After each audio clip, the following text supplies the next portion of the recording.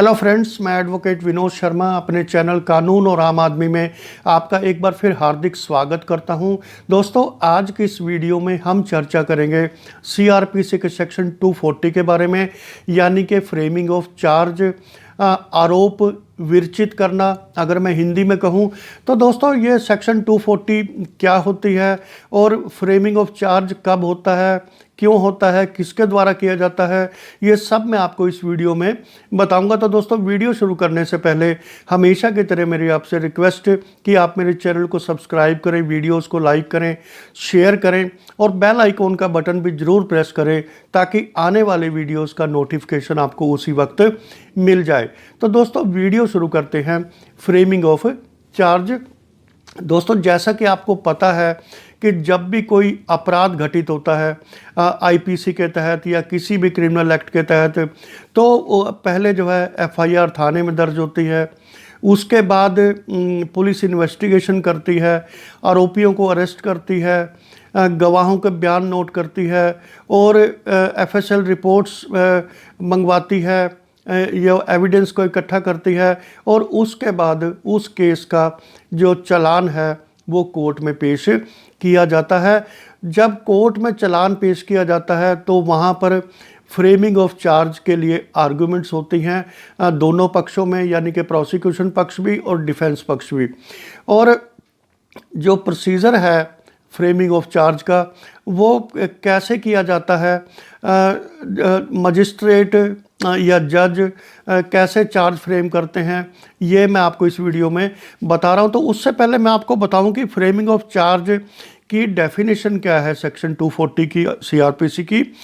If upon such consideration examination if any and hearing the magistrate is of opinion that there is ground for presuming that the accused has committed an offence triable under this chapter। जब record को देख के, file को देख के magistrate का ये opinion बने कि इस केस में आरोपी ने अपराध किया हो सकता है, प्रिज्यूम किया जाता है कि उन्होंने अपराध किया है, तो which such magistrate is competent to try and which in his opinion could be adequately punished by him he shall frame in writing a charge against the accused. तो सीआरपीसी के तहत मजिस्ट्रेट को पावर है कि वो उस व्यक्ति को पनिशमेंट के लिए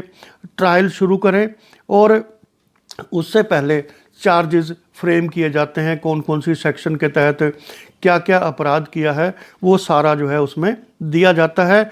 इसमें दूसरा पॉइंट है the charge shall be then be read and explain to the accused. और जब ये चार्ज बन जाता है कोर्ट में मजिस्ट्रेट के द्वारा, उसके बाद उसके जो कंटेंट्स होते हैं वो आरोपी या आरोपियों को पढ़कर सुनाए जाते हैं। And he shall be asked weather he pleads guilty of the offence charge और क्लेम्स टू बी ट्राइड। तो उसके बाद आरोपी को पूछा जाता है कि क्या वो अपना अपराध कबूल करते हैं और या वो ट्रायल क्लेम करते हैं, अपने आप को इनोसेंट बताते हैं। तो ये डेफिनेशन है सेक्शन 240 की। अब मैं आपको बताऊं कि प्रैक्टिकली कोर्ट में चार्जेस कैसे फ्रेम किए जाते हैं, उसका फॉर्मेट क्या होता है। सबसे पहले ऊपर कोर्ट का नाम जहां पर ट्रायल चल रहा है, फिर state versus so and so जिसके खिलाफ आरोप हैं उसका नाम, के एफआईआर नंबर, डेट, सेक्शंस कौन कौन सी हैं।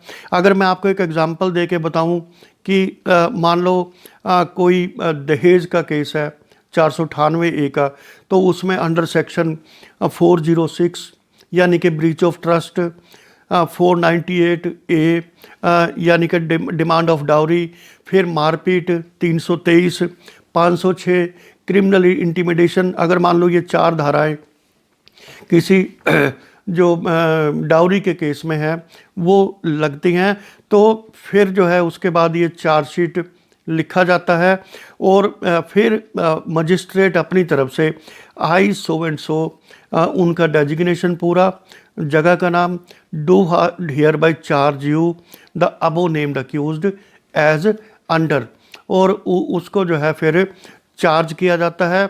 जैसे उनमें जिसमें 406 है, 498 है, इन सब का अलग अलग मेंशन करके कि 406 में आपने क्या किया अपराध, 498 में आपका क्या स्पेसिफिक अपराध है, और 323 में क्या है अपराध, किस वक्त कब हुआ वो, और फिर जो है मान लो 506 में क्या अपराध है, कैसे आपने धमकी दी, ये सब जो है मान लो 4 धाराएं इसमें लगती हैं। और एंड में आता है and I hear bye direct you the above named accused that you B tried by this court on the above said charge, की आपको जो है ऊपर दिए गए चार्जेस के लिए कोर्ट में ट्रायल पर लिया जाता है। और नीचे जो है मजिस्ट्रेट के या जज के सिग्नेचर होते हैं, और फिर ये लिखा जाता है certified that the contents of charge have been read over and explain to accused in simple Hindi, यानी कि यह सत्यापित किया जाता है कि जो चार्ज के कंटेंट्स हैं वो आरोपी को सिंपल हिंदी में एक्सप्लेन कर दिए गए हैं।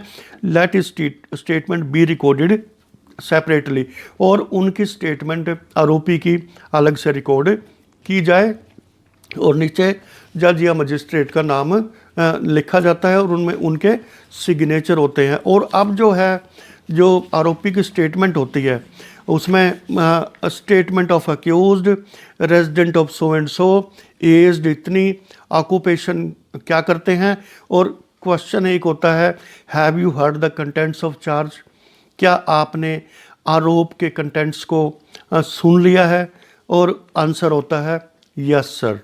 और उसके बाद क्वेश्चन होता है डू यू प्लीड गिल्टी और क्लेम ट्रायल, कि क्या आप अपना गिल्ट मानते हो, अपराध मानते हो, या ट्रायल की डिमांड करते हो अपने आप को इनोसेंट बताते हुए। तो आंसर में आता है no sir I claim trial, यानी कि मैं मुकदमा फेस करने के लिए तैयार हूँ।